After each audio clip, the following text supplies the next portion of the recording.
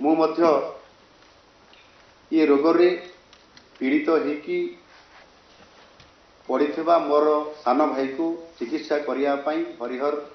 Cancer hospital को मु आनिथिली गत 14-15 मसीहा अवधि समय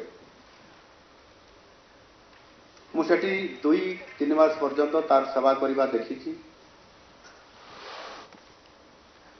जदिओ तांको मुई बंचाई पारली नहीं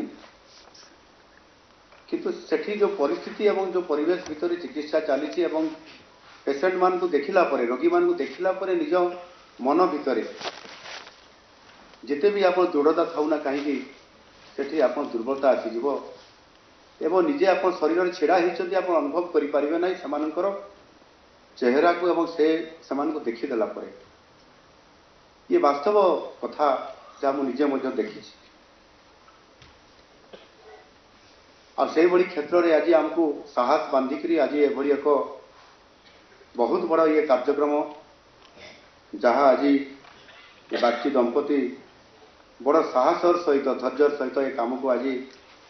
आम ओडिशा रे एवं यही करके देखी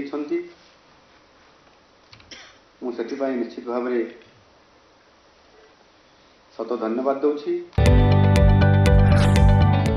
जदि आपंक आम भिडी भल लगा तेब आम चैनल को लाइक शेयर और सब्सक्राइब करने को जमा भी भूलु नहीं।